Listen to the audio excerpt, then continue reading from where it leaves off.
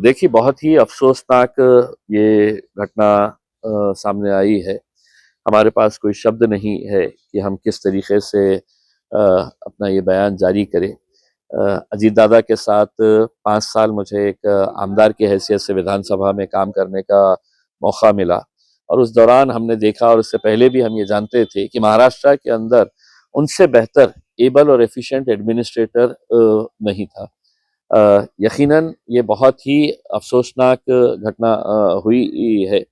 अजीत दादा के बारे में सिर्फ इतना कह सकते हैं कि महाराष्ट्र के अंदर एक अंग्रेजी में कहते हैं वर्काहॉलिक, कि मतलब आदमी सिर्फ काम काम और काम करता है। हर कोई जानता है कि सुबह 6 बजे उठकर देर रात तक अजीत दादा की पहचान जो थी वो सिर्फ काम काम और काम करते रहते थे।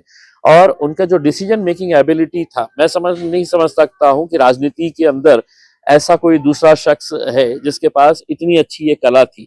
अगर उनके पास कोई जाता काम होने वाला है तो वो मुंह पे कह देते थे कि हाँ ये काम हो जाएगा करके, और नहीं होने वाला है तो फिर वो किसी भी हालत के अंदर आपके मुंह पे कह देते थे कि नहीं, किसी भी हालत के अंदर ये काम नहीं हो सकता है। तो ये राजनीति के अंदर ये जो क्वालिटी है दूसरे किसी राजनेता के अंदर देखने को नहीं मिलती है।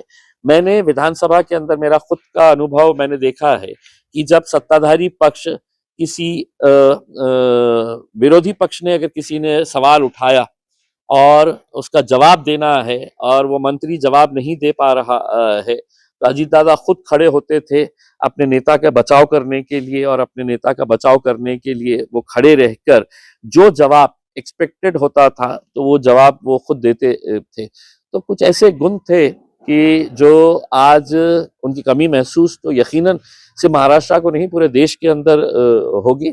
बहुत ही अफसोसनाक बात है। पवार परिवार के ऊपर अभी क्या बीत रही होंगी, चाहे पार्थ पवार, रोहित पवार, शरद पवार साहब या सुप्रिया ताई या उनके पूरे जितने भी परिवार के लोग हैं, हम उनके इस दुखद घड़ी के अंदर हम उनके साथ खड़े हुए हैं और पूरा महाराष्ट्र आज सदमे में है।